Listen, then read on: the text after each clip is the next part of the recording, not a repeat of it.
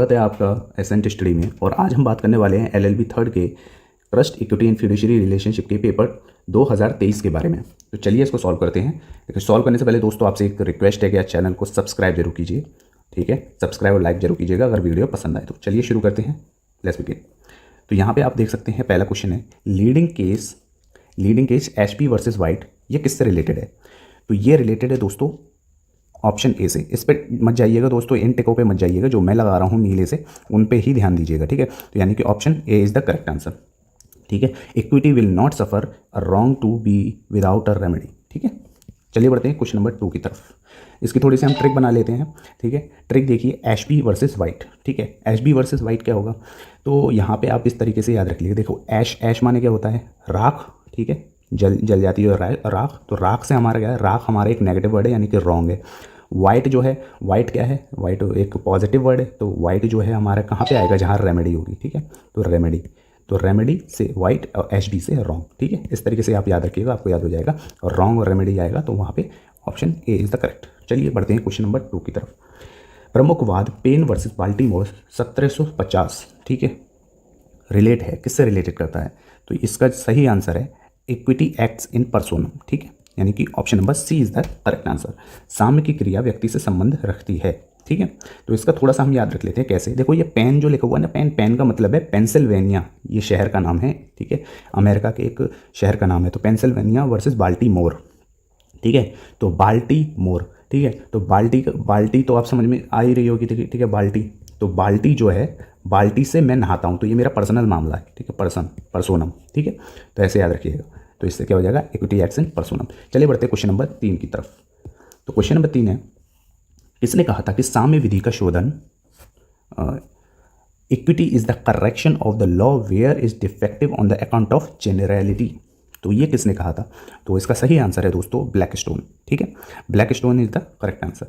अब ये देखिए, इसको याद कैसे रखिए, थोड़ा सा आप याद रखिए। देखो ब्लैकस्टोन यानी कि काला पत्थर, ठीक है। ब्लैक स्टोन है तो उसमें क्या है? डिफेक्टिव ऑन अकाउंट है, ठीक है। डिफेक्टिव ऑन अकाउंट, ठीक है। तो डिफेक्टिव ऑन अकाउंट ऐसे याद रख लीजिएगा, ब्लैक स्टोन है इसीलिए थोड़ा सा डिफेक्टिव है, ठीक है। तो इस तरीके से आपको याद हो जाएगा। चलिए बढ़ते क्वेश्चन नंबर 4 की तरफ। तो क्वेश्चन नंबर 4 है equity as the soul and spirit of all law and positive law is construed and the natural law is made it and in this equity synonyms with justice in that it true and sound interpretation the rule. ये किसने कहा? तो दोस्तों इसका सही answer हो जाएगा B, story, ठीक है। तो इनका पूरा नाम है जोसेफ स्टोरी, ठीक है। जोसेफ स्टोरी, तो इस तरीके से इनका नाम है। तो इनका सही आंसर हो जाएगा क्या? बी। अब देखो इसको थोड़ा सा हम याद करने की ट्रिक बना दें।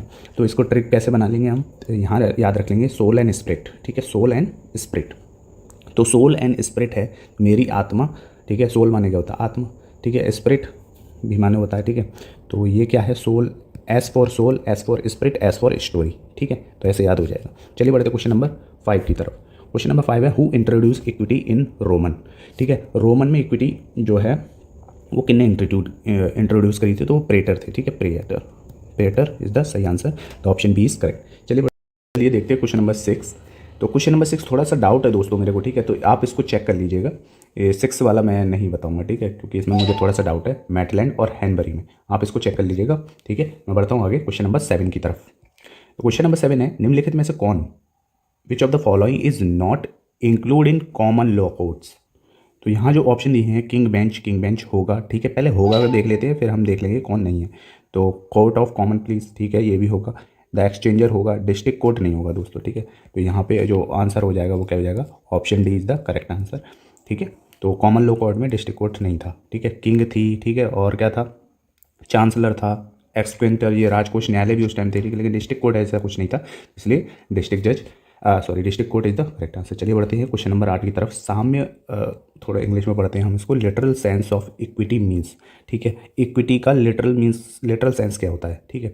तो देखो इक्विटी मैंने बताया था क्या एकदम फेयर हो, ठीक है, निष्पक्ष हो, यानी कि इम्पार्शियल हो, ठीक है, इम्पार्शियल हो, और अंतर हो, मतलब कि अपने अंदर की आत्मा, यानी बोले अंतरात्मा से सोचो कि तुम एकदम कैसे हो, तो अंतरात्मा से एकदम क्लियर हो। देखो इसको ऐसे समझ सकते हैं कि एक लड़का था, ठीक है। एक लड़के ने चोरी की तो उसे पकड़ लिया गया। पकड़ने के बाद उसे क्या किया? कोर्ट ले जाया गया। तो जज से पूछा कि इसने चोरी की है तो इसे सज़ा दो, ठीक है। तो जज ने पूछा कि तुमने किसकी चोरी की है, तो ये बोलता है कि मैंने रोटी चुराई थी जज साहब, जज साहब मैंने रोटी चुराई थी। तो अब देखो इन्हें चोरी तो की है, उसकी तो सज़ा मिलनी चाहिए, तो ये हो गया लॉ यानी कि विधि, ठीक है, यानी कि चोरी की सज़ा तो है, ठीक है। अब यहाँ पे जो इक्विटी मीन्स आता है, ठीक है, इक्विटी जो है वो लॉ के बाद आती है, यानी सॉरी लॉ से पहले आती है। तो देखो जहाँ पे इक्विटी है वहाँ लॉ है। तो इक्विटी क्या है, अंतरात्मा से। अब जज ने क्या फैसला सुनाया, वो इक्विटी के ऊपर सुनाया। तो जज ने कहा लॉ के ऊपर नहीं, कि यहाँ पे जो इनने रोटी चुराई है ना, तो ये गलती इसकी नहीं है, ये है प्रशासन की, जो इसको रोटी चुराने पर मजबूर कर रहा है, कि इसको रोजगार नहीं दे रहा, या इसकी राइट टू एजुकेशन जो हमें राइट दिए गए, फंडामेंटल राइट दिए गए, तो वो उस तरीके से कोई राइट नहीं बनाया कि कोई भी आदमी भूखा ना मरे। तो यहाँ पे प्रशासन की गलती है, उस कंपनी की गलती है जिसने इसको निकाला इस टाइप से, मतलब तो उसकी गलती नहीं है, वो तो भूखा है तो वो चुराएगा ही, ठीक है। तो ये अंतरात्मा वाली बात हो गई। तो अंतरात्मा से आप सोचो कि लॉ बड़ा हुआ, मतलब लॉ से हम उसको जस्टिस दे सकते हैं। जस्टिस किससे मिल सकता है, आप ये बताओ, सही सही बात बताओ कि जस्टिस उसे किससे मिल सकता है, इक्विटी से ही तो मिल सकता है, ठीक है। तो इक्विटी बड़ा है लॉ से, ठीक है। तो ऐसे ही क्या होता था, जो इक्विटी होती थी, तो लॉ जो होता था, ठीक है, तो उसे कॉमन लॉ ऑफ कोड बोलते थे, ठीक है। तो कॉमन लॉ ऑफ कोड जहाँ पे रूल कस्टम्स, ठीक है, जो प्रथाएं हैं जो है, ये सब चीज़ें मतलब लिखी रहती थी, तो उससे जो रूल बनाए जाते थे उसे बोलते थे कॉमन लॉ ऑफ कोड, ठीक है। अब जो चीज़ हमें इसमें उपचार नहीं मिल पा रहा है, जिसकी रेमेडी हमें यहाँ पे नहीं मिल पा रही है, तो उसके लिए वो कहाँ जाते थे, पहले किंग के पास जाते थे। किंग हमें ही जो है सही जस्टिस देगा, जो कि यहाँ पे नहीं है। तो ठीक है, तो किंग जो अपनी अंतरात्मा से जो, मतलब पहले क्या होता था कि किंग का ही निर्णय ईश्वर का निर्णय है, इस तरीके से ही माना जाता था। तो किंग जो देता था वो किससे देता था, अंतरात्मा से ही तो देगा, अपनी जो निर्णय होगा। तो अंतरात्मा यानी कि इक्विटी, ठीक है। तो अब आपको समझ में आ गया होगा कि इक्विटी क्या है, ठीक है। तो जाहिर सी बात है क्या है, नेचर होना चाहिए, फेयरनेस एंड जस्टिस, ठीक है। तो ये सारी चीज़ें जो है इक्विटी में होनी चाहिए। तो देखो ईमानदारी ऐसी कोई बात नहीं है, ठीक है। बस एक फेयर हो, जस्टिस न्यायप्रिय हो, और प्राकृतिक नियमों का पालन करने वाला हो, तो अपने आप ही ऑनेस्ट वो बन जाएगा, ठीक है। तो ईमानदारी जैसी बात नहीं है, जस्टिस होना चाहिए, ऑनेस्टी तो होए, ठीक है। जस्टिस ना हो तो फिर क्या फ़ायदा। तो option B is the correct answer. चलिए बढ़ते हैं क्वेश्चन नंबर 9 की तरफ।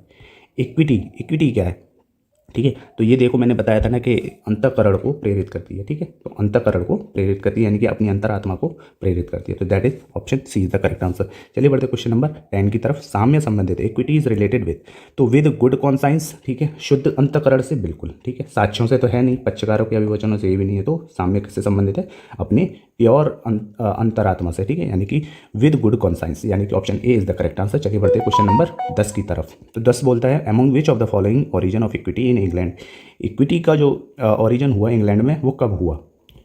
तो ओरिजिन ऑफ इक्विटी कब हुआ इंग्लैंड में, तो ये है 11वीं शताब्दी, ठीक है। 13वीं नहीं है तो दोस्तों, option C is the correct. 11वीं क्यों, क्योंकि उस टाइम रोमन एम्पायर था, ठीक है ना। रोमन एम्पायर में ही जो है इक्विटी वर्ड का जो है ओरिजिन हुआ। चलिए बात करते हैं।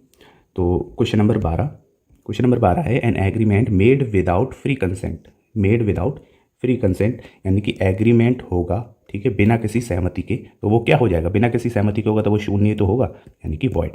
Okay, option question number 13 essential element of free consent when it is not caused by.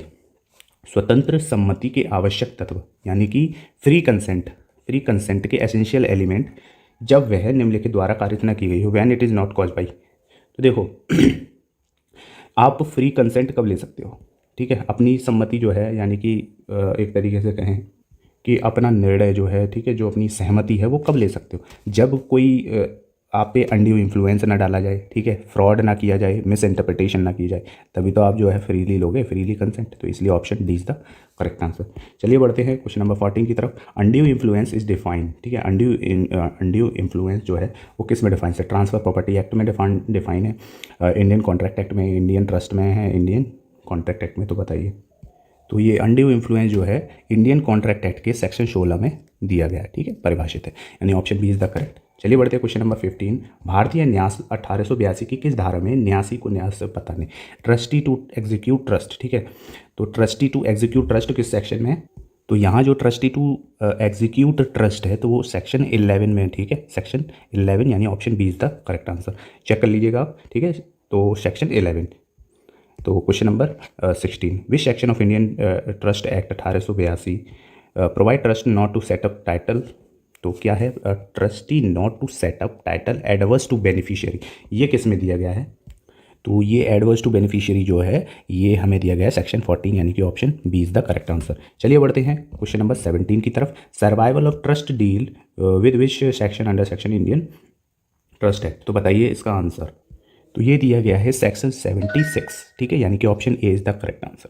Okay, चलिए बढ़ते हैं क्वेश्चन नंबर 18 की तरफ। तो भारतीय न्यास जो भी है, तो यहाँ पे क्या बोल रहा है, section describe the duty and liability of trustee, ठीक है। डेस्क्राइब जो है कर्तव्य और उसके दायित्वों का वर्णन करता है, तो कौन सा सेक्शन करता है। तो इसका सही आंसर है 11 से 30, ठीक है। ये चैप्टर 3 है, ठीक है। चैप्टर 3 में 11 से 30 दिए हुए हैं और चैप्टर 3 का जो टाइटल है वो यही है, the duty and the liability of the trustee. Okay, चलिए बढ़ते क्वेश्चन नंबर 19 की तरफ। 19 है इंडियन ट्रस्ट एक्ट कब आया। तो आपको मालूम ही है 1 मार्च 1982, ठीक है, 1882 सॉरी, ठीक है। एक मारूंगा तो ब्याह करा देगा। आई होप आपको याद होगा 2022 में मैंने अभी जो कराया है, आप चाहे तो 2022 का जो प्रीवियस ईयर का पेपर है वो भी मैंने कराया, वो आप चैनल पर जाके देख सकते हैं, ठीक है। तो ये जो है इसमें मैंने सारी ट्रिक बताई थी, ठीक है। तो ये जो है 1 मार्च 1882, एक मारूंगा तो ब्याह कर जाएगा, इतना तो ट्रस्ट है, ठीक है, तेरे मुक्के में, इस तरीके से मैंने याद कराया था। चलो तो क्वेश्चन नंबर 20 देखते हैं। Person who accept the confidence is called. तो जो पर्सन कॉन्फिडेंस को एक्सेप्ट करता है, ठीक है, जो विश्वास को करता है वो कौन है, ट्रस्टी तो है।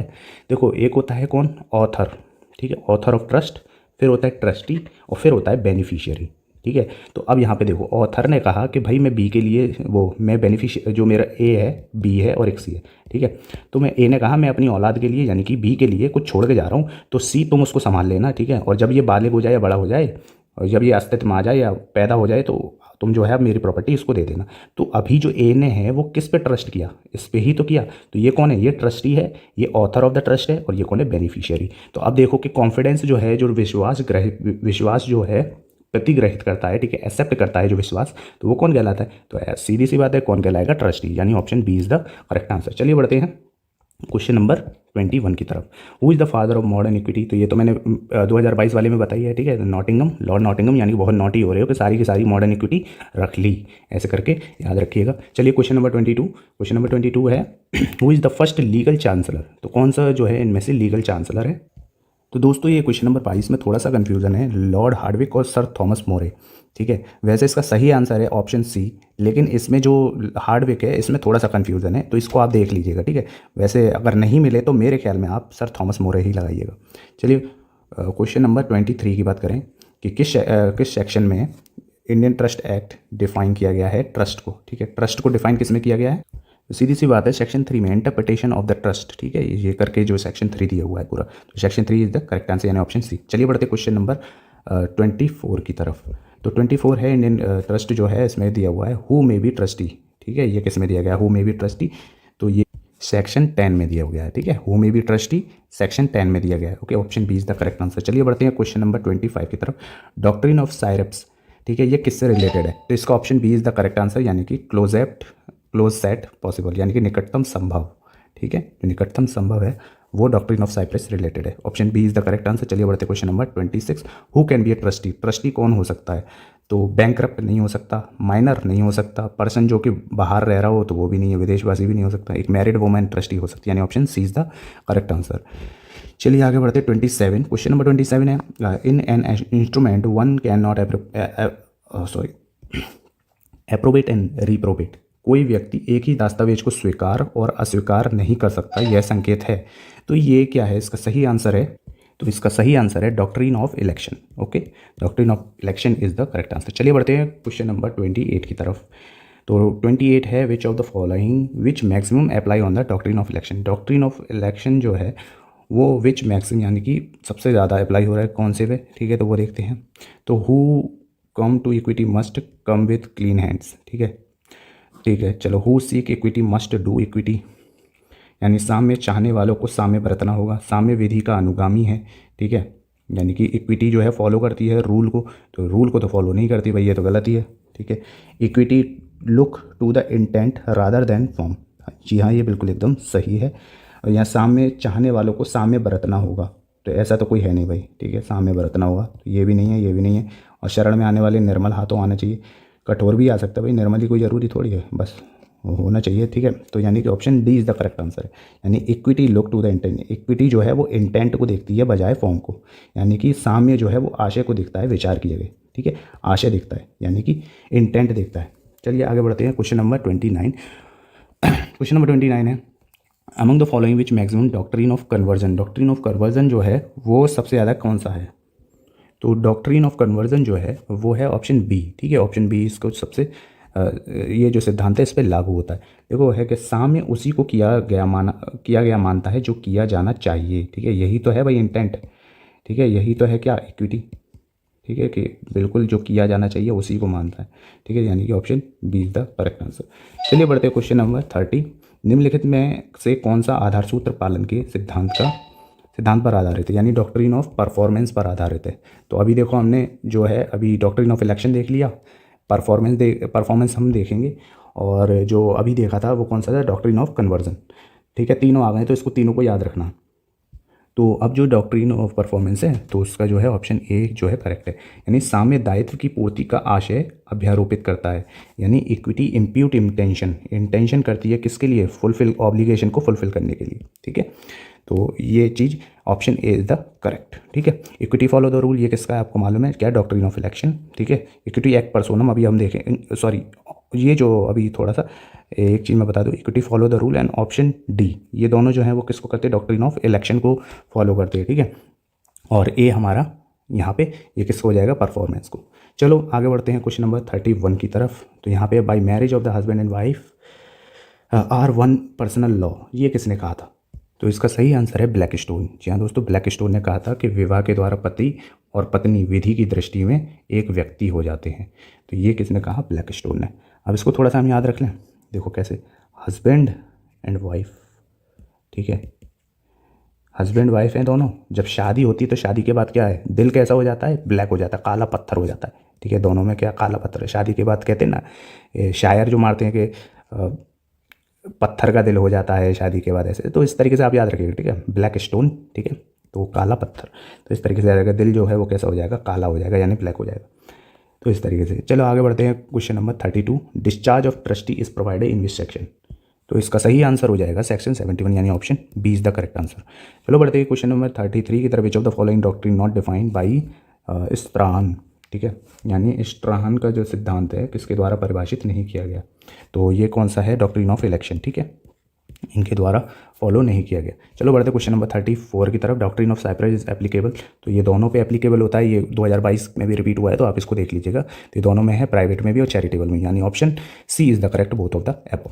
चलो बढ़ते हैं क्वेश्चन नंबर 35 की तरफ। Where a trustee succeed another he is. जहाँ कोई न्यासी किसी अन्य का उत्तरवर्ती यानी सक्सेशन है, वहाँ वह है। तो क्या है, पूर्ववर्ती के व्यक्ति क्रम के लिए उत्तरदायी नहीं होगा, यानी not liable for default office procedure. ठीक है, liable for the default office procedure and indemnity to the beneficiary. देखो हिताधिकारी को क्षतिपूर्ति देगा, तो ऐसा तो है नहीं। ठीक है, तो ये गलत है। पूर्ववर्ती के व्यक्तिक्रम के लिए दायी होगा, यानी लायबल होगा। तो पूर्ववर्ती के व्यक्तिक्रम के लिए दायी नहीं होगा। ठीक है, पूर्ववर्ती के व्यक्तिक्रम के लिए दायी होगा, तो ये भी नहीं है सही। तो option A is the correct answer. ठीक है, तो option A is the correct answer, यानी कि not liable for default of his procedures. चलो आगे बढ़ते हैं क्वेश्चन नंबर 36 की तरफ। Indemnity of trustee is provided in which section. तो इसका सही आंसर है सेक्शन 30, यानी option D is the correct answer. चलो बढ़ते हैं 37 की तरफ। एक्सटिंक्शन ऑफ ट्रस्ट, ये किस में दिया गया है, एक्सटिंक्शन ऑफ ट्रस्ट। तो एक्सटिंक्शन ऑफ ट्रस्ट जो है ये है ऑप्शन सी, ये चैप्टर 8 है। ठीक है, चैप्टर 8 में दिया गया, और चैप्टर 8 में 3 सेक्शन है, 77, 78 एंड 79। ठीक है, ये 3 सेक्शन है, और ये एक्सटिंक्शन ऑफ ट्रस्ट करके ये चैप्टर है पूरा। तो option C is the correct answer. चलो देखते हैं 38, stick and Eldridge versus Eldridge जो है, ये केस किससे रिलेटेड है। तो स्टिकलैंड वर्सेस एल्ड्रिज 1804 जो है, 516 केस, ये option A is the correct, equity follow the rule. ठीक है, तो साम्य विधि का अनुसरण करता है। ठीक है, आगे बढ़ते हैं क्वेश्चन नंबर 39 की तरफ। 39, leading case strategies and champerty is related which maxim. ठीक है, तो इसका option B is the correct answer, he who seek equity must do equity. तो इसका option B is the correct answer. ठीक है, तो option B is the correct answer. चलिए बढ़ते हैं आगे। Question number 40, union of India versus Kishori Lal Bablani case. तो ये किससे रिलेटेड है। तो इसका करेक्ट आंसर है बी, डिले डिफीट इक्विटी, विलंब सांभ को निष्फल कर देती है। ठीक है, option B is the correct answer. चलिए बढ़ते हैं क्वेश्चन नंबर 41 की तरफ। एविंग बनाम एविंग बनाम एविंग केस, ठीक है, एविंग बनाम एविंग केस 1883 किससे रिलेटेड है? तो एविंग बनाम एविंग केस जो है, he who come into equity must come with clean hand, ठीक है, साम्य की शरण में आने वाले को निर्मल हाथों आना चाहिए, ठीक है, यानी option B is the correct answer. चलिए बढ़ते हैं question number 42। Disclaimer by beneficiary, ये किस सेक्शन में दिया गया है? तो ये सेक्शन 9 के अंडर दिया गया है, ठीक है, सेक्शन 9 के अंडर दिया गया है, who may B A beneficiary, ये इसका टाइटल है सेक्शन 9 का, और उसके अंदर जो है ये डिस्क्राइब किया गया डिस्क्लेमर ऑफ बेनिफिशियरी, यानी option B is the correct answer. चलिए बढ़ते हैं 43 की तरफ। How many section and chapter are there in Indian trust Act?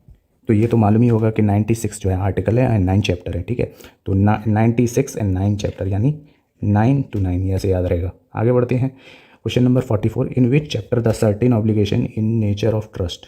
तो ये जो है ये किस में दिया गया, कौन सा चैप्टर ऐसा है? तो इसका सही आंसर हो जाएगा चैप्टर 9, ठीक है, चैप्टर 9 में जो है ये हेडिंग दी गई है the certain obligation in the nature of trust are enumerate. Okay, चलिए बढ़ते हैं question number 45। 3 things are kept in the conscience fraud, accident and breach of contract, who wrote this doggerel rhyme?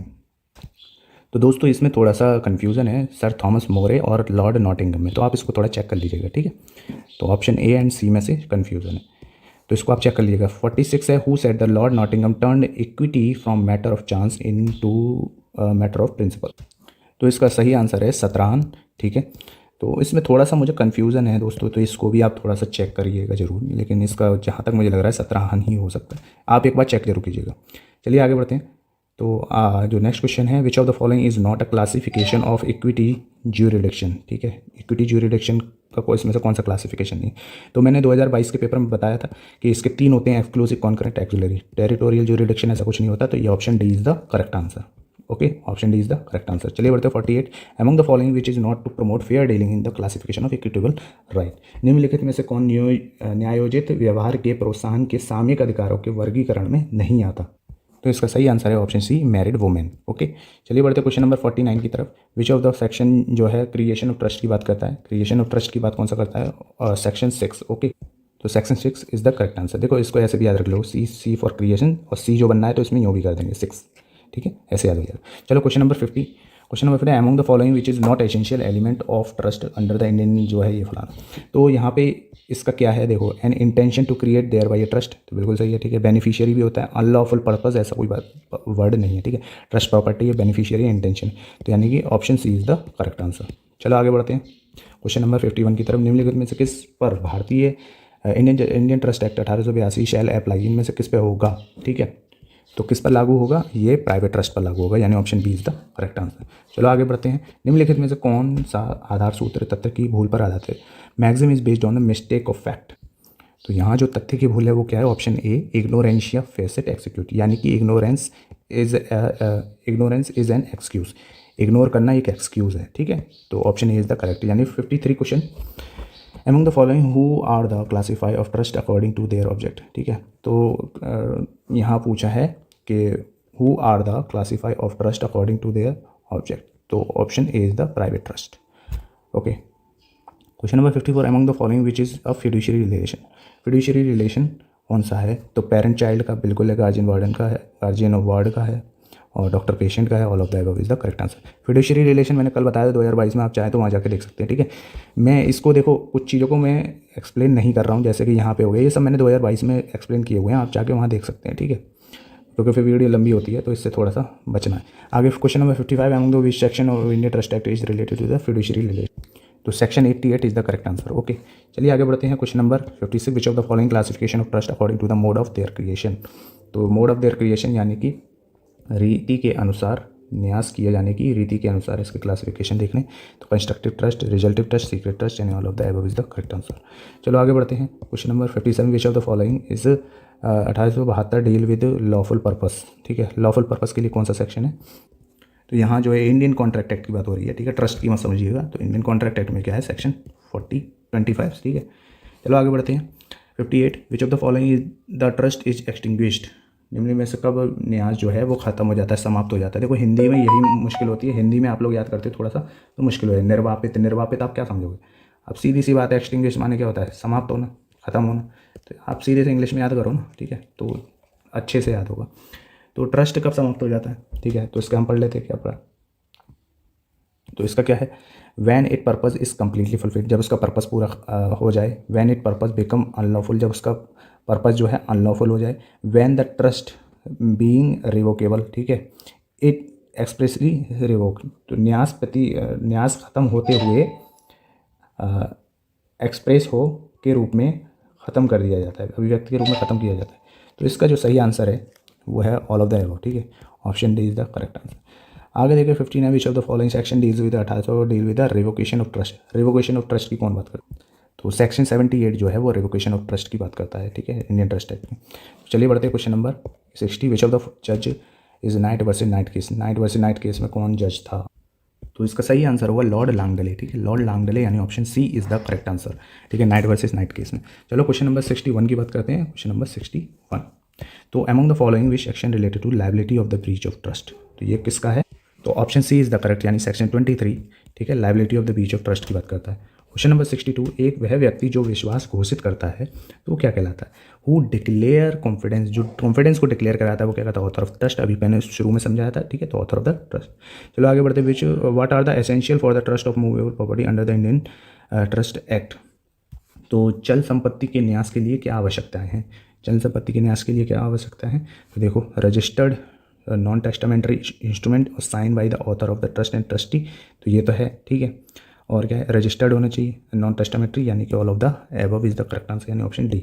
चलो आगे बढ़ते हैं 64, the subject matter of the trust must be property transferable to the, तो subject matter of the trust must be property transferable to the beneficiary, ठीक है, जो matter of trust है, ठीक है, प्रॉपर्टी जो ट्रांसफरेबल है वो किसको की जानी चाहिए, यानी कि बेनिफिशियरी को, यही तो दिया था सब्जेक्ट, क्या था सब्जेक्ट, यही तो था बेनिफिशियरी को प्रॉपर्टी ट्रांसफर, ठीक है। चलो आगे 65, which of the following which section is define fraud Indian contract act में, ठीक है, तो section 17 is the correct answer, Indian contract act में डिफाइन फ्रॉड को डिफाइन किया गया। आगे देखें question number 66, which of the following which section deal effect और mistake of law as Indian contract act, Indian contract act में कौन सा किया गया, तो 21, ठीक है, सेक्शन 21 में जो है मिस्टेक एज द लॉ, हाँ, effect of mistake as to the law under, ठीक है, option B is the correct answer, यानी सेक्शन 21। आगे देखिए 67, equity will not suffer wrong to be without a remedy shall apply to one of the following, तो ये किस में किया जाता है, तो इसका जो सही आंसर है वो है option B is the correct answer, section 51 of the civil procedure code. आगे बढ़ते हैं question number 68, equity follow the role law shall apply the following, तो एक सेकेंड, हाँ, इक्विटी विधि का अनुसरण करता है तो इसमें से किस पे लागू होगा, section 17 of the Indian Registration Act और इंडियन लिमिटेशन एक्ट, दोनों पे ही लागू होगा, ठीक है, यानी option A and B is the correct answer. आगे बढ़ते हैं कि साम्य चाहने वालों को साम्य का पालन करना चाहिए, निम्नलिखित में से एक को छोड़कर सभी पर लागू होगी, तो किसको छोड़कर जो है सब पे लागू होगी, तो इसका सही आंसर है ऑप्शन बी, यानी कि section 30 of the specific relief act, okay. चलो आगे बढ़ते हैं question number 70, he who come into equity must come with clean hand shall be apply, तो ये किस में दिया है, किस सेक्शन में दिया है, तो इंडियन ट्रस्ट एक्ट के सेक्शन 23 में दिया है, सेक्शन 20 दिया है, सेक्शन 20 स्पेसिफिक रिलीफ और chapter 4 of the specific relief and all of the above, तो all of the above is the correct answer, तो ये जो है सभी में दिया गया है, ठीक है, तो option D is the correct answer. चलो आगे बढ़ते हैं question number 71, delay defeat equity shall apply to the following, तो इसका सही आंसर है option B is the correct answer, section 38 of specific relief act, यानी option B is the correct answer, delay defeat equity. चलिए बढ़ते हैं 72 की तरफ, तो equity is equality is equity shall apply to the following, तो इसका सही आंसर है option D is the correct answer, all of the above, section 42 में है, सेक्शन 43 है, section 330 of Indian succession act, option D is the correct answer. चलिए बढ़ते हैं 73 की तरफ, तो equality looks to the intent rather than the form shall apply to the following, तो इसका सही आंसर है दोस्तों option B is the correct answer, ठीक है, बाकी इसको चेक कर लीजिएगा, ये 74 वाला मुझे नहीं लगता, लेकिन option B is the correct answer, आप वैसे चेक कर लीजिएगा। चलिए बढ़ते क्वेश्चन नंबर 74 की तरफ, तो equality looks on that as done which ought to have been done shall apply to all except one of the following, तो इसका सही आंसर है section 40 of the transfer property act, okay, साम्य उसी को किया गया मानता है जो किया जाना चाहिए, ठीक है, तो ये किस में है, सेक्शन 40। चलिए बढ़ते हैं क्वेश्चन नंबर 75, तो इसका करेक्ट आंसर है दोस्तों option A is the correct answer, section 92 of Indian trust act, okay. चलिए आगे बढ़ते हैं 76, where there is equality the law shall prevail and shall apply to the following, तो इसका ए एंड बी दोनों option है दोस्तों, ठीक है, याद रखिएगा। 77 देखते हैं, among the following which is not classification of equity. तो आपको मालूम है exclusive concurrent auxiliary, option D is the correct answer, confidence. चलिए आगे बढ़ते हैं, among the following which is not common law defence. तो कॉमन लॉ डिफेंस इसमें से कौन सा है? तो कॉमन लॉ कोई उपचार नहीं, ठीक है, तो कॉमन लॉ डिफेंस में उपचार नहीं, अपर्याप्त उपचार, दोषपूर्ण प्रक्रिया, उपरोक्त में से कोई नहीं। तो इसका जो सही आंसर है, तो इसका सही आंसर है दोस्तों option D is the correct answer. अब इसमें बोला है डिफेंस नहीं है, तो ये एक तरीके से मानिए कि विधि की कमियां नहीं है, ठीक है। पहले हम देख लेते हैं कमियां क्या है। कमियां वही है कि कोई उपचार ना हो, अपर्याप्त उपचार हो, दोषपूर्ण प्रक्रिया हो। तो ये तीनों क्या है? कमियां ही तो हैं। कमियां उसमें पूछ रहा है कि नहीं है, तो इनमें से कोई नहीं है, तो option D is the correct answer. चलो 79 पढ़ें। 79 क्या है? Origin development of equality in England, ठीक है। Who divides three periods medieval transformation and modern period, ठीक है। तो ये किसने बांटा था इसे? तो प्रोफेसर हैनबरी, ठीक है। Option A is the correct answer, Hanbury ने बांटा है। चलो आगे बढ़ते हैं, question number 80। Which of the following leading case to the relation between equity and common law. Equity and common law को जो रिलेशन है, तो इसका सही आंसर है Stickland versus Eldrich, okay. Relation दिया था इक्विटी वर्सेस कॉमन लॉ के बीच में रिलेशन, ठीक है। तो स्टिक वर्सेस एल्ड्रिच। आगे बढ़ते हैं, क्वेश्चन नंबर 81। तो कौन सा सेक्शन है बताओ इसमें से जो बात करता है the trust money can be invested by the trustee. तो इसका सही आंसर है सेक्शन 20, ठीक है। इन्वेस्टेड बाय द ट्रस्टी करके टाइटल है, ठीक है, तो उसमें दिया हुआ है। चलो आगे बढ़ते हैं, question number 82। Section 13 of the Indian trust act किसके बारे में बताता है? तो option B is the correct answer, trustee to protect title trust property, okay. तो option B is the correct answer. चलिए बढ़ते हैं, क्वेश्चन नंबर 83। सेक्शन 15 किसके बारे में बताता है? तो सेक्शन 15 बात करता है केयर रिक्वायर्ड फ्रॉम ट्रस्टी, यानी कि option B is the correct answer, okay. चलिए बढ़ते हैं क्वेश्चन नंबर 84 की तरफ। Which section of the Indian trust act 1882 deal with the non liability procedure and default. तो option B is the correct answer, section 25 में दिया हुआ है। चलो आगे बात करते हैं सेक्शन ऑप्शन क्वेश्चन नंबर 85। तो किसके बारे में बात कर रहा है? Trustee to be impartial, trustee जो है निष्पक्ष हो, तो ये किस में दिया गया है? तो option D is the correct, section 17 में जो है इसका टाइटल है trustee to be impartial, okay. आगे बढ़ते हैं, 86। Which section of the Indian trust act 1882 deal with the account and information. तो option B is the correct answer, account and information के बारे में बात करता है सेक्शन 19। आगे बात करते हैं question number 87। Section related to several liability of co trustee. तो several liability of co trustee की बात कौन करता है? तो सेक्शन 27, यानी कि option C is the correct answer. चलो आगे बढ़ते हैं, क्वेश्चन नंबर 88। तो क्या बोल रहा है कि right to title deed of trustee, तो इसका सही आंसर हो जाएगा ऑप्शन सी, यानी कि सेक्शन 31 में जो है राइट टू टाइटल डीड करके दिया हुआ है। तो चलिए आगे बात करते हैं 89। Which section of the Indian trust act right to settlement of account of the trustee. तो इसके बारे में कौन करता है?